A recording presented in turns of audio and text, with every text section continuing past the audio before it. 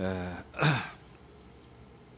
오늘은 신묘년 정월 초하루 법회를 맞이해서 법회에 참석하신 우리 모든 불자님들, 가족들이 금년에 부처님의 큰 가피를 많이 모두 입으셔서 많은 복을 받으시어 많은 인연들에게 나눔을 함께하고 기쁘고 행복하고 즐거운 한 해가 되기를 간절히 바랍니다.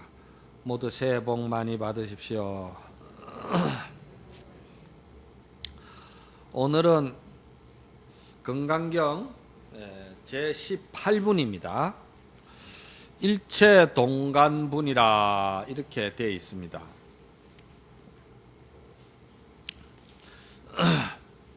일체동간분이라는 말은 일체라는 것은 모든 것이 다 들어간다는 이야기죠. 일체.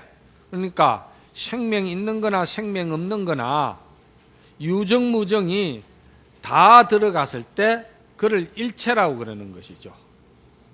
이 천삼라 만삼라에 색상을 가졌거나 형상을 가지지 않았거나 모두가 다 들어갔다. 이렇게 해서 일체라고 그럽니다. 그 일체가 동간이다 이 말이지. 하나다 이 말이거든요. 동은 하나 동자니까 동간이다. 무엇이 동간이라는 것인가? 이게 신묘년 새해에 여러분들이 가장 큰 원을 세우는 가운데에 이 큰 대자비가 나올 수 있는 원을 세우셔야 됩니다. 왜 그런가 하면은 모든 생명 있는 것들은 다 부처님과 같은 대자대비에 그러한 그 사랑과 자비가 충만한 불성이 다 있다고 우리가 믿는 것을 하나로 다 통일된 그 관찰이라 이 말입니다. 그걸 믿는 것을 갖다가 동간이라고 합니다. 일체가 다 동간이다.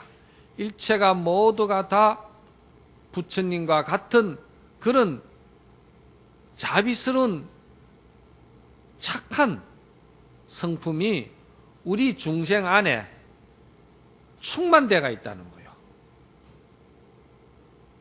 그것이 우리 중생 그대로가 발끝에서 머리끝까지 다 이렇게 갖추어져 있고 충만되어 있다는 거예요. 그렇다고 볼진대는 여러분들이 지금 이 소리를 듣고 생각하고 분별하는 그 중생심이 아니고 다 부처님의 자비스러운 불성의 성품이다. 이 말로 정리를 하면 되는 거예요. 그래서 일체가 동간이다. 그러면은 본문을 한번 읽도록 하겠습니다. 수보리야, 내 생각에는 어떻느냐? 열애가 유관이 있더냐? 그렇습니다. 세존이시여, 열애께 유관이 있습니다. 수보리야, 내 생각에는 어떻느냐? 열애가 천안이 있더냐? 네, 그렇습니다. 세존이시여, 열애께 천안이 있습니다. 수보리야, 내 생각에는 어떻느냐? 열애가 해안이 있더냐? 그렇습니다. 세존이시여, 열애께 해안이 있습니다. 수보리야, 내 생각에는 어떻느냐? 열애가 법안이 있더냐? 그렇습니다. 세존이시여, 열애께 법안이 있습니다. 수보리야, 내 생각에는 어떻느냐? 열애가 불안이 있더냐? 그렇습니다. 세존이시여, 열애께 불안이 있습니다. 여기까지 이제 여러분들이 오늘 법문을 한번 들으셔야 돼요. 오늘 여러분들에게 이렇게 본문에 5가지 오한을 부처님께서 수보리에게 물었어요. 그래서 유관과 천안과 그리고 해안과 법안과 불안이다 이 말이죠. 이거를 오한이라고 그래요. 오한. 그런데 부처님께서 갖추신 지혜의 그 지혜로서 보는 그 불안은 말이지, 부처님만 가지고 계신 것이 아니고 우리 중생들도 똑같이 불안을 가지고 있는데, 우리 중생들은 미혹해가지고 그 불안을 불안으로 쓰지 못한다. 그 말은 자신의 부처를 스스로 자신이 자신을 믿지 못한다. 믿지 못해서 자기 자신의 부처를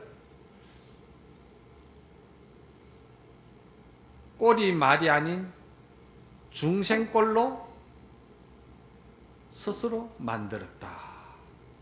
이 말은 내가 내 부처를 배반해서 내 부처가 지금 이 순간에 중생꼴로 돌아섰다. 이 말이거든요. 그러면은 불안의 입장에서 볼 때는 이 유관이나 천안이나 법안, 해안 이런 것들이 다 나누어질 수가 없어요. 이야기할 거리도 없어요. 목경이 도전이라 그저 불안의 입장에서는 서로 눈만 끔뻑이도 아는 거야. 눈만 끔뻑이도 아는 거예요. 그렇죠? 그러면은 이 불안의 입장에서 여러분들에게 이야기를 하면은 너무 압축된 지혜의 법문이 되어가지고 여러분들이 이해하기가 어렵다 이 말이라요. 그래서 여러분들이 이해할 수 있게끔 하려니까 불안의 입장에서 말씀을 드리지 아니하고 중생의 입장에서, 부처님의 입장에서 법문을 하자면은 법사가 이 법상에 올라올 일이 없다 이 말이죠. 왜? 이미 다 갖춰진 일들이기 때문에. 그런데 이미 우리는 눈병이 난 눈병 환자와 같아서, 눈병이 나면은 허공이 맑고 깨끗하고 청정한데 허공에 아지랑이가 어지럽게 보이거든. 눈병 난 사람에게는. 그렇죠? 우리는 지금 중생이 된 이유는 욕심과 집착으로 인해서 이미 마음병이 걸려가 있는 중생이다 이 말입니다. 중생의 입장에서 이제는 법문을 시작해서 마지막에 부처님의 불심의 경지를 이해하게끔 여러분들을 점차적으로 제가 인도해야 될 오늘 법문의 방편 기술이 필요하다 이 말입니다. 그러니까 그러면은 유관으로부터 시작을 해야 되겠습니다. 그렇죠? 부처님도 유관을 가지고 우리도 유관을 가졌는데 부처님의 유관은 어떠하며 중생의 유관은 어떠한가? 부처님께서 보시는 유관은 점차적으로 이제 법문을 들으면은 여러분들이 스스로 이해하게 돼 있고, 중생의 유관에서 보면은 첫째 중생은 왜 병이 들었느냐 하면은 가장 중생심으로서 우리가 괴로워하고 고통을 받는 가장 근본 원인이 하나 있는데, 그 원인이 뭐냐 하면은 그것이 아상 때문에 그렇다는 거예요. 아상. 이 건강경에서 항상 이야기하듯이 사상을 이야기하잖아. 그렇죠? 사상, 아상. 아상은 나라고 나를 좀 내세우고 싶고 나를 좀 자꾸 이렇게 드러내고 싶고 내가 항상 어떤 상황에서도 우선이 돼야 되고 어떤 상황에서도 많은 사람들이 내가 원하는 틀 속에 들어와야 되고, 또 많은 사람들이 나를 인정해주고 나를 항상 칭찬하고 존경해 줘야 된다는 자기 아상을 가지고 있는 것을 이걸 아상이라고 그러는데, 이 아상을 다른 말로는 뭐라고 그러냐면은 아집이라고 그래. 또 아집. 집자나 상자나 의미는 같아요. 같은데 아집이라고 또 표현을 하는 것은 뭘 아집이라고 표현을 하느냐 하면은 나아자 집착할 집자거든요. 그러면 나를 집착한다는 말인데, 중생이 집착하는 나라는 것이 그 꼴이 어떤 모양을 가지고 나라고 집착하느냐, 이게 중요하지. 그렇죠? 그러면은 중생이 나라고 붙들고 있는 그 나라는 성격의 아집은 그 내용에 들어가 보면은 모두가 욕심에서 만들어진 것들이다 이 말이에요. 욕심에서. 그럼 예를 들자면 그렇습니다. 예를 들자면은 여러분들이 우리가 탐진치 때문에 우리가 괴로워하고 중생이 되었다고 그러잖아요. 그러면 탐진치 할 때 그 탐욕은 무엇이 탐욕이냐 하면은 우리가 삶을 살아가는데 가정에서나 가족관계도 좋아요. 가족관계나 이웃, 사회적으로도 항상 내가 원하는 나의 스타일의 틀이 있어요. 그렇죠? 이걸 소위 말해서 내 성격이라. 내 성격을 많은 사람들이 내가 주장하는 대로 따라와 줬으면 좋겠고, 내 성격 틀 안에 들어왔으면 좋겠고, 이런 그 욕망을 가지고 있는 거예요. 그게 내 아집의 근본 원인이에요. 그게. 그리고 또 두 번째는 다른 사람보다는 내가 먼저 이익이 돼야 되고, 또 잘된 것은 항상 내 탓이 돼야 되고, 잘못된 것은 항상 남 탓으로 돌려야 된다는 이런 생각들이 있잖아요. 이런 생각으로 얽어져가 있는 모습들을 갖다가 그걸 나라고 지금 붙들고 있고, 붙들고 있다 보니까 내가 부처가 아니고 중생이 되어버린 거예요. 중생이 되어버렸다 이 말이야. 이게 참 묘한 거라 그러죠. 이게 우리가 본래 이렇게 화나고 썩내고 이렇게 욕심 부리고 이러는 것들이 내 마음속에는 본래 그런 것이 없어요. 없는데, 그러면 그 욕심 때문에 그게 이제 내가 틀을 짜다 보니까 그게 나의 모습이라고 생각을 하는 거예요. 그러니까 이제 사람들이 내 틀 속으로 다 들어올 때는 굉장히 행복해요. 기분이 좋아요. 그러면은 그거를 뭐라고 그러냐면은 그걸 순경계라고 그래요. 순경계. 삶을 살아가는데 순경계가 이루어졌다. 뜻대로 잘 된다. 요즘 하는 일이 잘 됩니까? 요즘 일이 잘 풀립니다. 내 뜻대로 잘 됩니다. 그러는 거예요. 그러면 그 내 뜻대로 되는 모습, 그게 전부 다 보면은 본래 부처의 모습하고는 정반대인 욕심과 집착과 애살과 자기 에고이즘과 이기심과 그런 것들로 뭉치지가 있는 게, 그게 나의 모습으로 지금 생각하고 있는 거예요. 그러니까 그런 것들이 이루어지면은 기분이 좋아요. 그러니까 오늘 요즘 내가 일이 잘 풀립니다. 잘 됩니다. 그래서 그 순경계라고 그러는데, 그런 순경계가 될 때 일어나는 게 뭐냐면은 끝없는 자제할 수 없는 욕망이 계속 그치지 않고 치달리는 거예요. 그 욕망이 계속 치달리고 달리니까 그거를 부처님께서는 탐욕이라고 그러는 거예요. 탐욕.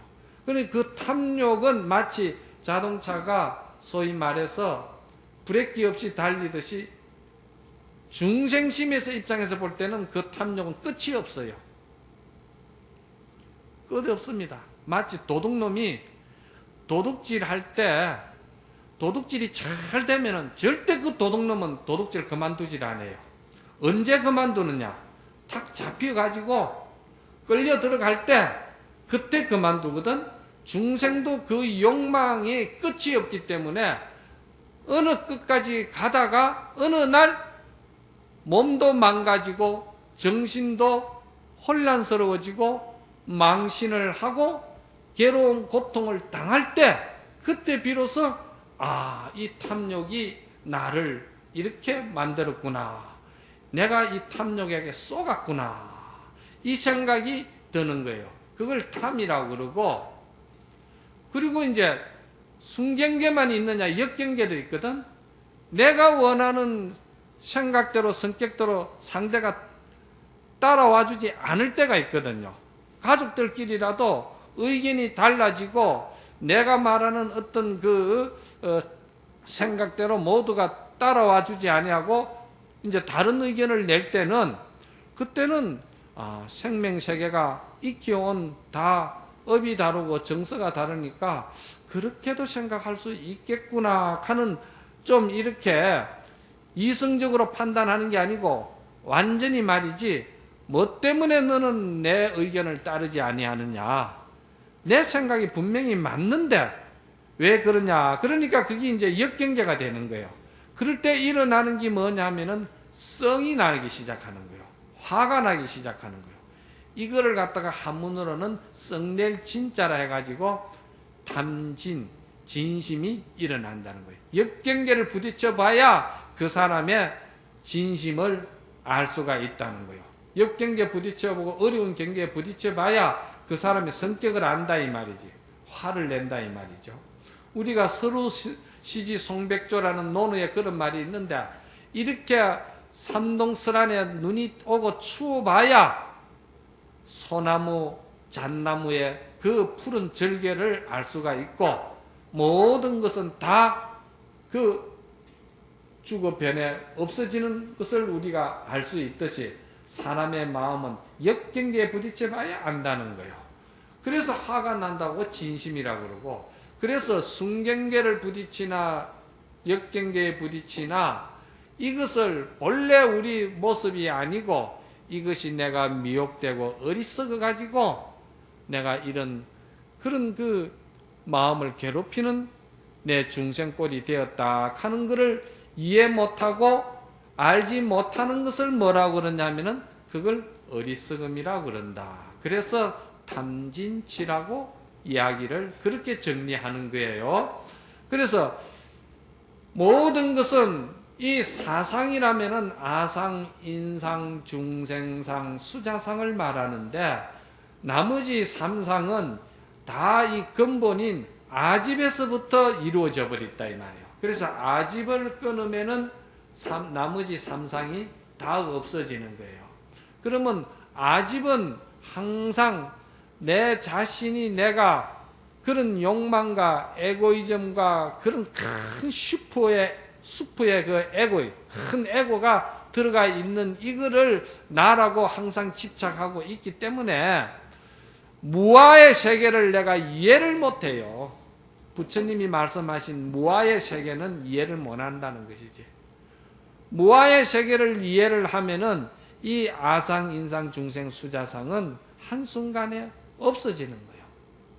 그래서 금강경의 끝에 가면은 너희들이 지금 내 자신이라고 나라고 믿고 붙들고 그놈을 계속 애착하고 집착하고 있는데, 그것은 무엇과도 같으냐 하면은 꿈과 같고, 꿈 아시죠?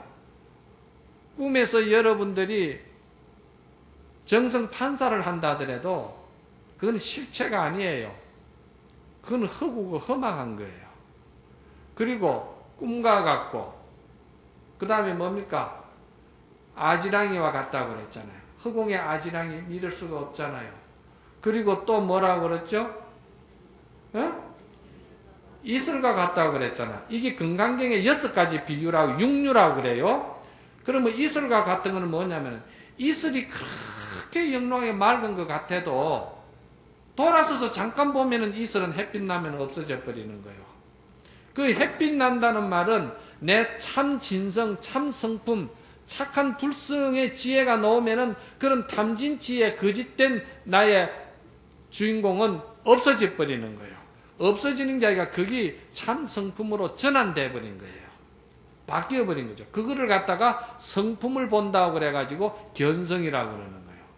그걸 갖다가 오도했다고 그러는 거예요. 깨달을 오자 도를 깨달았다. 그렇게 되는 기거든. 그리고 또 무엇과도 같았냐면은 여몽한포, 또 물의 거품과 같다고 그랬거든. 거품. 거품이라는 것이 뭡니까? 거품도 그게 알고 보면 물이거든. 파도도 물이고 거품도 물이고 물이에요. 물은 뭐냐면은 우리의 본래 진성을 참 성품을 말하는 거예요. 그런데 그 참 성품이 경계를 만났을 때, 경계는 여러분들 일상생활 속에서 항상 뭐 물질 아니면 인간적으로 두 가지를 놓고서 항상 경계를 받잖아요. 사람 관계 경계, 물질 관계 경계, 두 가지밖에 더 있어요? 없잖아. 그 두 가지 경계를 만날 적마다 이 맑은 물에 어지럽게 지혜롭지 못하면은 어지럽게 그 거품이 일어난다 이 말이야. 그럼 그 거품하고 물하고 다르다고 분별을 하는 거예요. 거품이 물인 줄 모르고 썩내는 마음, 탐내는 마음, 괴로워하는 마음, 미워하는 마음이 부처님의 그 마음하고 다르다고 생각하는 거예요. 사실은 부처 마음이 그 마음으로 우리가 만들어서 착각한 것 뿐이지 그 마음을 또 부처 마음으로 지혜가 있어서 돌리면은 바로 그 마음이 바로 부처 마음으로 전환되는 거예요. 마음은 하나밖에 없는 거라. 업에 따라서 내 스스로 그러게 되는 거예요. 마치 옹달샘의 물을 소가 먹으면은 영양가 많은 우유가 되고 뱀이 먹게 되면은 독이 이루듯이 같은 물인데도 독한 뱀이 먹으면은 독성을 이루고 순한 소가 먹으면은 우유가 되듯이 물은 하나다 이 말이야. 마음 진성은 하나예요. 하나인데 내가 탐진치 그 집착으로 인해서 에고이즘으로 쓰면은 독성이 되고 그 내가 부처님의 불법을 믿고 마음의 그 참성품을 믿으면은 그 독성이 우유로 변하는 거예요. 그 우유로 변하면은 많은 사람들에게 가족은 말할 것도 없고 가까운 인연들에게 아주 내가 필요한 사람이 되고 기쁨을 주는 사람이 되고 정말 산소를 줄 수 있는 그런 청정한 행복한 사람이 되는 거예요. 누가 만들어주는 게 아니고 내가 그렇게 한다는 거지. 예. 그리고 또 뭐가 있어요? 여몽한포여 여로 여겨전이다. 번개불과도 같다는 것이지. 번개불 잠깐 치면은 왜 이런 6가지 비유를 금강경에서는 했느냐 하면은 여러분들이 가지고 있는 그 여러분들을 항상 밤이나 낮이나 24시간 동안 항상 마음을 불안하게 만들고 편안하지 못하게 만들고 괴로움을 주는 시비, 질투, 그 욕망, 욕심 이런 것들이 전부 다 여러분들이 쏟고 있는 정말 여러분들의 참모습이 아니고 꿈과 같고 이슬 같고 번개불 같고 아지랑이 같고 거품 같고 그렇다는 것을 계속 이 금강경에서는 그걸 주장을 하는 거예요. 그런 입장을 모르고 세상을 바라보면은 어떻게 되느냐 하면은 모든 것이 자기 위주로 돌아가고 자기가 우선이 되다 보니까 그때는 그 사람의 인격은 뭘로 변하겠습니까? 그 사람의 인격은 오로지 자기만이 생각하는 거예요. 자기만이 제일이라고 생각하고 오만이 생기고 또 내가 잘나서 모든 것이 내 능력으로 내가 잘 사니까 내 마음대로 살면 된다는 이런 그 서로 관계성을 갖다가 인정을 안 해주려고 하는 그런 그 독심이 된다 이 말이요. 이거를 하면은 나에게 이익이 되는 줄로 알고 생각하지만은도 나중에 철이 들고 나중에 어려운 역경에 부딪혀 보고 나중에 이 육신이 멸할 때 당에 가서 생각하면은 이것이 진정 나를 엄청나게 괴롭게 했고 나를 괴롭혔구나. 내가 여기에 엄청 시달렸구나. 이것 때문에 내가 잠시도 쉬지를 못하고 이렇게 거침없이 망가지도록 달려왔구나 하는 것을 비로소 알기 때문에 이 육안은 중생의 입장에서 보는 육안이다. 그리고 두 번째, 천안이 있는데 천안은 그러면 어떤 것이냐? 천안은 육안은 상당히 이기심이 많고 자기 본위주의적인데 천안을 가진 정도의 눈이 열리게 되면 정신경계를 점차적으로 지금 내가 끌어올리는 식으로 이야기를 비유를 드는 거예요. 천안은 어떠냐면은 천안은 천성적으로 성품을 착하게 태어난 사람이 있어요. 그거는 전생에 많이 닦아가지고 불법을 모르는데도 이 사람은 성격은 굉장히 양명해요. 그리고 분명해요. 경우가 밝아요. 그러면서 불쌍한 사람을 보면은 그냥 지나질 못해요. 굉장히 연민하게 생각하고 눈물을 흘리고 불의를 보면은 부조리와 불의를 보면은 분개를 일으켜요. 이 천안이 정도의 지혜가 갖춰진 사람은. 그러면서 그 사람은 항상 남을 배려해 주려고 이해해 주려고 하고 그래요. 그런데 종교를 가지든 가지지 않았든 상관없어요. 천성적으로 그렇게 가지고 온 성품이에요. 그건 전생에 많이 닦아서 그래요. 그런데 그것이 전생에 원력이 없어가지고 금생에도 닦아야 되거든? 닦아야 되는데 원력을 안 세우고 공부를 했기 때문에 전생에 닦은 성품만 가지고 온 거야. 그래, 이 천안을 가진 사람은 주로 보면은 불교에서도 공부를 좀 하려고 애를 많이 쓰는 사람들도 천안 경계에 많이 들어가요.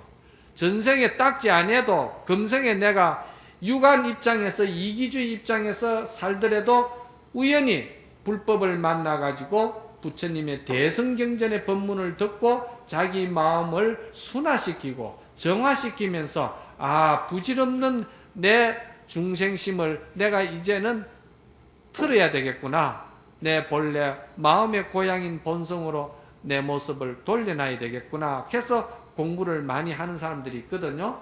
그래서 밤을 새워가면서 기도도 하고 또 그 밤을 새워가면서 참선도 하고 그러면서 또 천안에 있는 사람들은요 참 남을 도와주기 위해서 봉사를 많이 해요. 봉사를. 그런데 그 봉사를 많이 하고 남을 위해서 그렇게 많이 베풀어요. 또 공덕도 있고 연말 연시만 베푸는 게 아니고 일상생활 속에서 항상 남을 배려해주고 가족관계에서도 가족을 먼저 생각해주고 항상 베풀어요. 이런 사람을 우리는 천안의 경지에 왔다고 이야기를 하거든. 천안의 경지.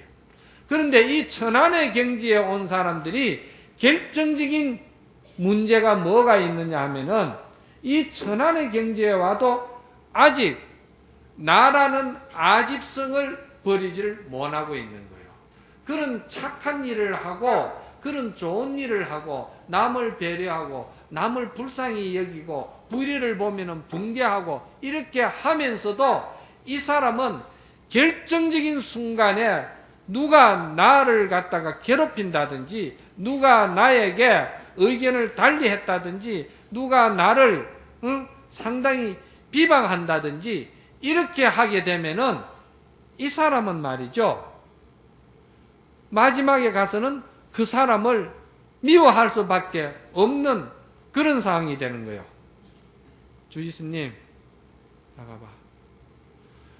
다 여러분들은 저 법문을 들으시고, 그래서 천안의 경계가 돼도 역시 나라는 그 아집성이 안 떨어졌기 때문에 어떤 이해관계가 물렸다든지 서로 문제가 생길 때는, 자, 나를 보세요. 그게 육안으로 보는 경지라. 이 좋은 법문을 들으면서도 업이 지중하니까 자꾸 저렇게 자기를 미혹되게 하는 거야. 이 귀중한 시간에. 그러니까 천안이 있어도 나라는 집착 때문에 끝에 가서 이해관계가 되고 문제가 생길 때는 그 사람을 미워하고 그 사람을 죽이고 싶은 생각도 생기는 거예요. 착한 사람도 그렇게 된다 이 말이에요. 그건 왜 그러냐? 무아라는 그 경계를 모르기 때문에. 무아라고 했을 때 여기서 무아는 내가 없다는 말인데, 내가 없다는 말을 여러분들은 어떻게 받아들이냐면은 몸도 없고 마음도 없고 완전히 없는 무아로 받아들여요. 그건 아니에요. 여기서 없을 무자 나아자 내가 없다는 것은 여러분들이 지금 지고 있는 그런 탐진치, 나를 괴롭히고 있는 집착으로 인해서 만들어진 고통과 그런 그 에고이즘과 이기심, 이것이 없는 나라는 거야. 이것이 없는 나가 뭐겠어요? 그게 불성이라는 거예요. 참 본래 나의 참모습이라는 거예요. 그 참모습은 있는 것이고, 그런 그 중생심의 나가 없다는 경지까지 우리가 공부를 해서 자기 인격을 그쪽으로 변화시켜야 되고 도야시켜야 된다 이 말이에요. 그래서 그 천안의 결정적인 것도 무아, 그것이 내 모습이 아니라고 내가 아니라는 것까지는 경지가 못 간 걸 천안이라고 그러는 거예요. 그래서 우리가 천안의 경지에 있는 사람들이 밤새워 기도하고 또 참선도 하고 봉사도 하고 이래 하잖아요. 하는데 그 기도 밤새워 하고 봉사하고 열심히 참회하고 염불 하죠. 그 바탕에 뭐가 깔려 있느냐 하면은요, 자기를 위하고 자기의 욕망이라는 것이 바탕에 깔려가 있어요. 욕심이라는 게. 그래서 자기를 욕망을 채우기 위한 끈끈한 바탕의 기운이 거기에 깔려가지고 밤을 새워가면서 기도하고 밤을 새워가면서 염불하고 그러는 거다 이 말이에요. 그게 천안에서 결정적으로 지고 있는 욕망이라는 아집이 깔려가 있는 거예요. 그 다음에 이제 뭐가 있냐면은 지혜의 세계에 들어가는 거라. 지혜의 눈이 열리는 거예요. 그럼 여기서 지혜의 눈이 열린다고 할 때는 이 지혜의 눈에 가장 근본이 되는 게 뭐냐면은 해안을 지혜라고 그러잖아요. 해안을 갖다가 지혜로울 해자거든요. 그럼 지혜로울 해자는 그 해자는 뜻을 풀이하면 뭐냐면은 공을 말하는 거예요. 공, 빌공자, 텅 비어 있는 공을 해라고 그래요. 지혜 해라고 그런다 말이에요.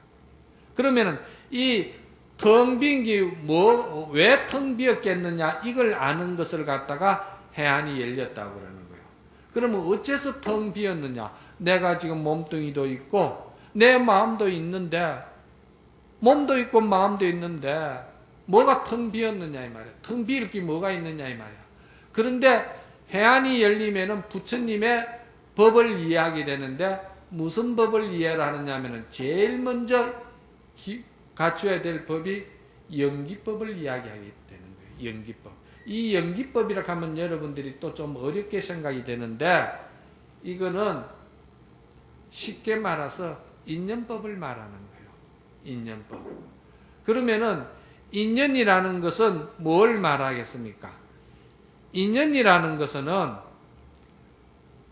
모든 생명들은 이 발끝에서 머리끝까지 이게 전부 다 서로 연관 관계 속에서 인연에 의해 가지고 이게 잠깐 머물러 있는 거예요. 인연에 의해서. 몸뚱이도 이거 인연에 의해서 잠깐 머물고 있는 거예요. 본래 어머니 아버지 어머니 자궁 태 속에 내가 들어가 가지고 10달 동안에 어머니가 정성 들여서 가꾸어 주는 그 인연의 공덕을 인해서 내 육신이 만들어졌고 그 육신이 다시 나와 가지고 그 생명이 살아가면서 내가 오로지 많은 생명들의 은혜를 입으면서 이 몸뚱이가 장성해 자라온 거예요. 그렇잖아요? 내가 혼자서 해결할 일이 뭐 하나 있습니까? 여러분 오늘 춥다고 전부 다 털잠바 입고 온 거 여러분들이 이 중에서는 밍크 한 마리 하려고 하면은 경우에 따라서는 쥐는 몇 마리 죽어야 되고 토끼는 몇 마리 죽어야 되고 예? 그렇죠? 여러분이 모직 하나 입는다 하더라도 그거 많은 생명들이 죽은 것이고 또 여러분들이 신고 다니는 가죽신 많은 소가 죽었을 것이고 그렇잖아요? 짐승들이 다 죽은 거예요. 그리고 여러분들이 그 하다못해 타고 다니는 자동차 하나도 그거 다 많은 생명들이 밤을 새워가면서 땀 흘려가면서 만든 것이지 여러분이 혼자 독불장군으로 밍크 하나 가죽신 하나 자동차 하나 만들 수 있어요? 못 만들어요. 여러분은 손톱 밑에 흙 한 점 안 넣고서는 아침 저녁으로 그 맛있는 진수의 밥을 먹고 있어요. 그게 다 많은 사람들의 땀과 노력으로 이루어진 거란 말이에요. 그래서 이 생명세계는 서로 전부 다 관계 속에서 존재해 가고 있는 거예요. 그러면은 육신만 그러냐? 육신만 그런 게 아니에요. 우리 마음도 말이지 일어나는 마음 있죠. 이 마음도 그냥 이 마음이 절대 일어나질 않습니다. 경계로 인해서 상황에 접해가지고 그 상황에 의해서 마음이 돌출하고 일어나는 것이지. 그런데 그 일어나는 마음도 본래 내 마음은 고요해서 아주 고요해요. 맑고 깨끗해가지고 있는지 없는지도 잘 몰라요. 여러분들이 가을에 설악산 아주 맑은 못에 가면은요, 물이 너무 맑으면은 그 못에 물이 있는지 없는지도 몰라요. 자갈만 드러나요. 우리 본래 성품이 그렇게 맑아요. 그런데 거기에 예를 들어서 단풍잎이 떨어져 봐야 그때 비로소 물이 맑은 물이 있구나 갈 정도로 알듯이 우리 본래 성품은 그래요. 그런데 우리가 이 육신도 그런 관계 속에서 이루어졌고 우리의 그 지금 붙들고 있는 욕망의 그 잘못된 나의 그 모습도 그런 관계 속에서 내가 욕심 때문에 나의 이 중생심이 이루어진 거예요. 그렇죠? 그래서 이런 것들이 전부 다 관계 속에서 이루어지고 관계를 우리는 떠날 수가 없기 때문에 이 관계를 잘 순환하고 이 관계를 잘 긍정적으로 받아들이는 사람이 지혜가 있는 사람이다 이 말이요. 그러면은 그 지혜가 있는 사람이 인격이 어떻게 변하겠어요? 그 사람의 인격은 항상 정말 이제 나보다도 남을 배려하고 이해해주고 남의 마음 모든 뜻을 잘 듣고 관찰하고 살필 줄 알고 그리고 내가 상대를 위해서 남을 위해서 어떻게 내가 베풀어주고 상대를 어떻게 마음을 편안하게 해줄 수 있는가 이런 긍정적인 쪽으로 내 마음이 자꾸 돌아가기 시작하는 거예요. 그러면서 자기 자신이 가지고 있는 욕망과 자기 자신이 가지고 있는 괴로움 이런 것들은 없는 것으로 인정을 하기 시작하는 거예요. 이런 거는 나의 모습이 아니라고 인정하기 시작하는 거예요. 이게 비로소 뭐라고 그러냐면은 정견이 열리기 시작한다는 거예요. 부처님의 가르친 법대로 여러분들이 인격이 변화되기 시작한다는 거예요. 그러면은 이 사람은 이 세상을 살아가는데 다른 사람은 그래 살지 않는데 나만 그래 사니까 나만 손해보는 거 아니냐. 이 험난한 세상에 이 삭막한 세상에 그렇게 살아가지고 어떻게 내가 가정을 꾸릴 수가 있고 어떻게 내가 살겠고 사업을 어떻게 하겠습니까? 이런 생각을 가지는 사람이 많은 거예요. 그건 육안의 경지에 있는 사람들이야. 그러면은 정말 지혜가 열려가지고 해안이 열린 사람이 그렇게 산다고 생각했을 때 이 세상 사람들은 그 사람을 제3의 눈이 열린 사람이라고 생각하고 신지식을 개발한 사람이라고 생각하고 정말 이 시대의 모든 것을 앞서가는 정신세계를 살아가는 사람이라고 생각하기 때문에 그 경지까지 들어가기야 스스로 자기 극지력하기는 힘이 들겠지만도 그 경지의 성격이 변화가 오기 시작할 때는 그 사람은 사업을 하든지 무엇을 직장생활을 하든지 상관과 부하 간의 그 상하 간의 인간관계도 굉장히 인정을 받기 시작하면서 그 사람은 적이 없어져요. 그리고 이 사람을 보는 사람은 상대가 모두가 경계를 풀기 시작해요. 그 말은 믿음이 앞서기 시작한다는 거예요. 믿음이 앞서기 시작하니까 이 사람은 하는 일에 있어가지고 많은 사람들이 자기를 도와주기 시작하는 거예요. 그리고 그런 입장에 있는 사람들이 어떤 사람들이냐면요, 성직자들이 그런 입장에 놓여 있다고 보면 됩니다. 성직자들은요, 자기 개인적인 욕망과 자기 개인적인 그런 소위 말해서 그 에고이즘이랄까, 자기 틀을 만들지를 않아요. 자기 부모라고 해서 자기 부모에게만 집착하고 그러질 않아요. 모든 사람이 다 부모고 모든 사람이 행제관으로 생각하기 때문에 성직자는 자기가 가고 있는 종교의 법에 어긋나지 않게끔 그 법대로 인격을 도야시키려고 애를 쓰기 때문에, 그래서 모든 것이 다 평등하게 보는 눈이 열리기 시작하는 거예요. 그래서 이런 사람들이 하는 일들이 주로 뭐냐 하면은 봉사단체를 만든다든지 외롭고 어려운 불우이웃을 돕기 위한 자선사업을 한다든지 이런 쪽으로 자기가 머리를 털기 시작하는 거예요. 그런데 이 사람은, 성직자는 여러분이 생각하듯이 10원도 없어요.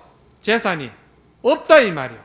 없는데도 생각이 항상 남을 배려하고 남을 이해하고 남을 잘 살게 해주기 위해서 계속 그러한 자선 쪽이나 봉사 쪽이나 더불어서 함께 살아야 된다는 그런 생각으로 돌아가기 때문에 이 사람을 도우는 독지가들이, 시주자들이 굉장히 많은 거예요. 그래서 한순간에도 몇십억 몇백억은 일도 아니야. 왜 주느냐? 육안에 있는 사람 같으면 그걸 받으면은 에고이즘으로 자기 욕망을 채우고 거짓으로 자기 재산을 돌리려고 머리를 쓰겠지만도 이미 해안의 경지에 있는 사람은 절대 그거를 탐하지를 안 하기 때문에, 아주 양명하고 공성하기 때문에 그걸 세상 사람들은 벌써 알고 있는 거예요. 그래서 도와주는 거예요. 사실은 제가 창원에 가가지고 그 포교했을 적에 창원에 아는 사람 한 사람 없이 내려갔잖아요. 제가 여기서 돈 가지고 간 거 뭡니까? 맨 땅에 헤딩하듯이 내가 간 거거든. 가가지고 그냥 그 사람들과 더불어서 같이 하면서 불과 1년 7, 8개월 만에 거대한 20억이 넘는 30억 가짜이 되는 불사를 다 해버렸어요. 여러분들 육안의 눈을 가지고 욕심낸다고 내가 잘 살 것 같으면은 1, 2년, 2년도 안 돼서 여러분들 몇십억 재산을 모을 수 있어요? 한 푼도 안 도와줘요. 왜? 자기 욕망에 차가 있기 때문에. 그러나 자기 욕망을 버리고 세상을 위해서 살려고 마음을 비우고 평등한 생각을 가지고 항상 생명들을 위해서 내가 헌신해야 됐다고 사는 사람은 세상 사람이 먼저 안다니까. 육안을 가진 사람은 세상 사람이 먼저 알아요. 저놈 저 믿어서는 안 된다고 그러고. 저놈 저거 말뿐이야. 안 믿어요. 그러니까 해안이 열리면은 그게 여러분들이 이 삭막한 세상에 내가 어떻게 살겠느냐, 그건 여러분들이 어리석은 생각이야. 여러분들이 인생에 왔다가 그런 삶을 한 번도 안 살아봐서 그런 거예요. 한번 살아봐요. 얼마나 그게 정말 인생에 왔다가 멋진 내가 한순간의 삶을 그리라도 한번 살아보시란 말이야. 그러면은 그 해안이 얼마나 좋다는 것을 알게 되는 거예요. 그 해안에 들어간 경지가 되면은 이 사람은 비로소 어떤 마음이 열리냐면은 부처님이 가르치신 법을 이해하게 되는 거예요. 그때 비로소 이제 불법을 이해하게 돼요. 그리고는 불교가 무엇이라는 것을 비로소 이제 그때는 알게 되는 거라. 해안 경지까지 와야 돼. 그러면서 무아의 세계를 이해하게 되는 거예요. 지금까지 가지고 있던 유아의 모습은 그거는 내가 속아서 나의 참모습이 아닌 것을 내가 속았구나. 이제부터는 무아의 세계에 들어가는데 무아의 세계에 들어가면은 그런 중생의 탐진치가 없어져 버린 자기의 참 성품의 세계에 들어가기 때문에 그때는 비로소 나만 마음이 편안하고 안락한 것이 아니라 모든 사람들에게 다 평화와 안락을 줄 수 있는 인격으로 바뀌기 시작하는 거예요. 이게 이제 해안의 경지가 되는 거예요. 그러면은 그 위에 법안의 세계가 있는데 법안의 세계에 들어가면은 어떤 경지가 되느냐? 해안의 경지를 지금 말씀을 드리는데 이 해안의 경지가 부처님의 법을 이해하고 또 불교가 뭔가를 이해하고 우리의 무아의 세계가 있다는 것을 또 이해하게 되고 유아의 세계는 고통이고 집착이고 괴로움이라는 것 그리고 업을 짓는 것이라는 것을 알고 이게 전부 다 해안의 세계거든요. 그런데 그 해안의 세계에서 다소 어려움이 있다 하면 뭐냐면은 그것이 일상생활에서 완전히 자연스럽게 그 부처님의 가르친 연기법과 인연법대로 생활의 삶에 살아가는 모습이 자연화되지를 못해서 쉽게 말해서 자기화 100%가 안 된 거예요. 그렇게 하려고 노력하는 경지인기라. 그러면서 자기를 이기려고 극기하는 경지고 그리고 자기를 계속 참고 기다리면서 지구력을 가지고 자기의 그 유아의 중생의 욕망에 그걸 갖다 이겨내려고 극기하려고 애를 쓰는 애씀이 노력이 계속 따라줘야 그렇게 갈 수 있는 경지가 되고 아주 자연화 자기화된 경지는 아니다 이 말이에요. 그래서 쉽게 말해서 자동차가 가는데 계속 기름이 들어가야 되고 악셀에다가 밟아야 되고 바다에 배가 풍랑을 헤쳐나가기 위해서는 계속 발동기를 걸고 그냥 엔진을 갖다가 계속 걸어야 그 바다 그 풍랑을 헤쳐나가는 그런 거다 이 말이에요. 자기 극기하는 경지다 이 말이에요. 그런데 이것이 한 곱이 넘었으면은 법안의 세계에 들어가면은 어떤 세계가 되느냐 하면은 마치 그 배가 부둣가에 착 들어올 때 이미 시동도 꺼버리고 다 꺼버려. 그러면서 자연스럽게 아주 자연스럽게 들어가는 거예요. 이 경지를 우리가 뭐라 그러냐면은 내가 그렇게 착한 사람이 되었는데도 내가 착한 줄을 내가 모르는 거예요. 이 해안의 경지는 내가 착하게 되려고 굉장히 애를 쓰고 나쁜 짓을 안 하려고 애를 쓰기 때문에 노력하는 것이 붙어가 있는데 꼭지가 법 안에 들어가면은 내 스스로가 내가 착한 줄을 모르고 내 스스로가 남을 위해서 배려하고 이해하고 남을 편안하게 해주려고 노력하는 자체가 없어져 버려요. 법 안에 들어가면. 왜 없어지느냐? 자연스럽게 그냥 그렇게 자기화되어 버렸기 때문에. 차원이 다르죠. 법안이 되면. 은행의 일치가 되는데 부처님이 가르친 진리와 내 인격이 하나가 되는데 완전히 이거는 어떤 인위적인 조작이 필요 없이 그대로 자연화되어 버린 거예요. 그것을 마치 서산 스님은 뭐라고 말씀했냐면은 그것이 쳐다보니까 꼭 뭐가 같으냐면은 이제 갓 몸뚱이를 뒤우치고 그런 말을 간신히 하는 천진한 영화와 같다는 거예요. 천진한 영화는 자기를 위하고 남을 미워하고 이런 자체가 없고 금방 울다가도 그 눈에 눈물이 채 없어지기도 전에 그냥 좋은 것 좀 금방 웃고 그렇게 천진하다는 거예요. 자기가 어떻게 인위적인 조작이 없어요. 그냥 그렇게 천진하게 순수하고 단순하다는 거예요. 그게 이제 법안의 경지에 들어가는 거예요. 그런데 이 법안의 경지에 들어간 것을 뭐라고 그러냐면은 그거를 이 금강경에서는 보살이라고 그러는 거예요. 그때 비로소 이제 보살이라고 그러는 거예요. 여러분들 다 보살 소리 듣잖아. 예? 보살 소리 다 듣잖아. 그 경지가 가야 그게 보살인 거예요. 그러면은 불안의 경지에 들어가면 어떻게 되느냐? 불안의 경지에 들어가면은 유관이나 천안이나 해안이나 법안이나 이런 그 순서가 없어져 버려요. 그냥 전체가 그냥 유관도 불안이 되어버리고 천안도 불안이 되어버리고 해안도 불안이 되어버리고 법안도 불안이 된 하나의 거대한 부처님의 불성으로 충만된 그대로 불안인 거예요. 그래서 그 불안의 경지에 들어가면은 불안에서는 유관이라고 이야기한다 해도 그 유관이 아니고 불안이 되어버린 거예요. 불안을 봐버렸기 때문에 유관과 천안과 해안과 법안이 그대로 불안의 부처님의 인격으로 다 변해버린 거예요. 변해버린 거라. 중생의 입장에서 볼 때는 유관은 유관이고 천안은 천안이고 해안은 해안이고 다 분단대가 있어요. 너는 너고 나는 나고 이렇게 다 분별하고 이렇게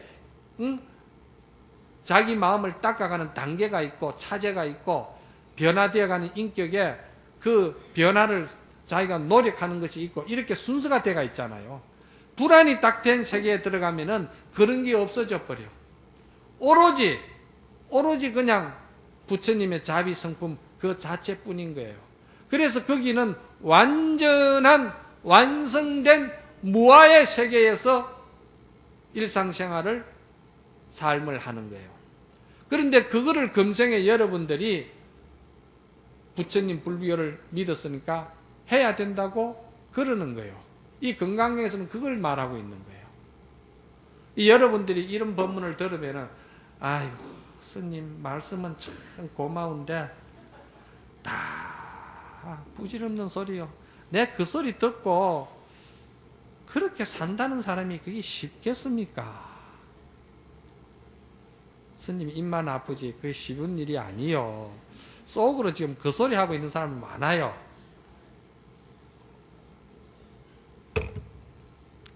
그런데 한 가지 모르는 게 있어요. 여러분들이 그 소리를 하면서도 여러분들은 이미 나한테 세뇌교육에 젖어들고 있다는 걸 알아야 돼요. 이게 엄청난 공덕이라는 걸 알아야 돼요. 여러분들이 콩나물 키워봤죠? 요 콩나물 전문가들 아이가 다 많이 키워봤잖아. 콩나물 그거 계속 하루에도 물 몇 번씩 주지요. 어? 주어본들 물 전부 다 흘러버리고 빠져버리고 뭐 소득이 뭐 있어요. 아무것도 없잖아요. 주는 거 그 만날 다 헛것이라 생각하지요. 주어본들 뭐 하루 10번 주어본들 싹이 납니까? 뭐 합니까? 그대로 콩만 또로또로 전부 남아가 있고 그렇지. 그런데 해안의 경지처럼 계속 노력하고 걷기하고 인욕을 하고 참으면서 자꾸 물을 준 것은 자꾸 와서 법문을 들어봐요. 들어보면은 어느 날 콩나물 보자기를 탁 열어보면은 콩나물이 엄청 자라가 있어요. 여러분은 한 번, 두 번, 10번, 100번 나에게 와서 이런 법문을 들으면은 여러분이 금생에 여러분 스스로가 모르게 여러분이 법안의 세계, 해안의 세계에서 여러분들이 젖어가 있고 그것이 자꾸 자기 모습이 부처님 모습으로 변하기 시작하는 거예요. 불교라는 것은 마음 닦는 이 일을 하는 것을 배우는 게 불교예요. 여러분들이 정조되면 어디 가서 복전 놓고 금년에 어떻게 대박이 날란가, 이런 일은 세상에 없어요. 없습니다. 그게 육안의 세계에서 그냥 착각으로, 자기 바램으로, 자기 희망이지 생명의 존재하는 법칙성에는 어리석어 그렇지 그런 건 없는 거예요. 없는 거예요. 그리고 내 이기심으로 가지고 살면은 잘 살 것 같아도요, 그러면 머리 좋은 경제학 박사가 뭐 때문에 전세살이 하고 뭐 때문에 교도소 가는 거, 그거 다 그런 거, 인생은 그런 거 아니에요.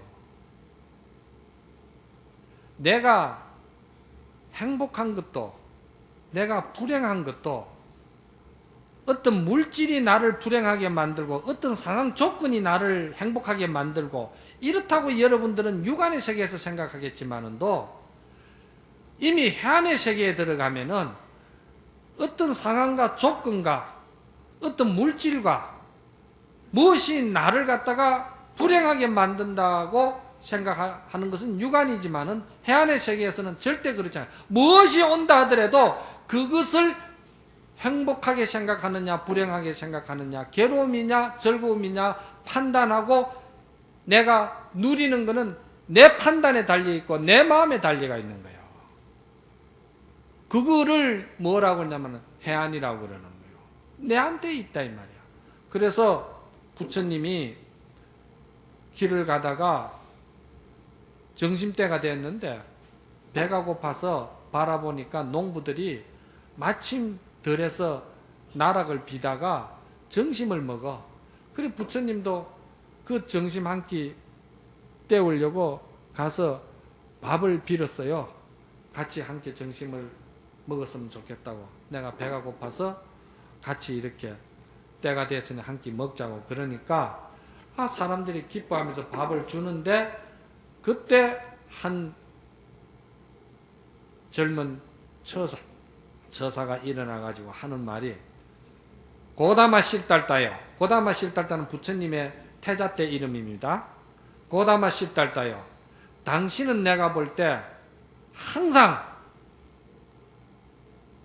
빌어먹는 것만 일로 삼습니다. 왜 일을 하지 않습니까? 우리는 이 가을에 이 나락을 베기 위해서, 거둬들이기 위해서 봄에 모를 심고 여름에 땀을 흘리면서 일을 했습니다. 일을 했는데 왜 당신은 손톱 밑에 흙 한 번 안 넣고 왜 이렇게 얻어먹는 걸로서 당신은 살아갑니까? 당신은 이 밥을 먹을 자격이 없습니다. 그렇게 이야기를 했어요. 그랬을 때 부처님이 하시는 말씀은, 당신은 땅을 일구어 가지고 모를 심고 나락을 키워서 배를 거두어 들이는데 나는 마음밭을 일구어 가지고 마음밭에다가 육바라밀이라는 그러한 그 지혜의 종자를 뿌려 가지고 그것을 잘 키워서, 당신은 그 벼수확을 봐도 당신 가족이 우선이 되겠지만은 내 마음밭에 이루어진 육바라밀로 인해서 자비 큰 대자 대비의 공덕은 일체 모든 생명이 친하고 먼 것이 없고 평등하게 다 나에게는 부모 같아서 다 평화를 주고 다 즐거움을 주고 안락을 주는 농사를 짓습니다. 그렇게 이야기를 한 거예요. 멋있잖아요?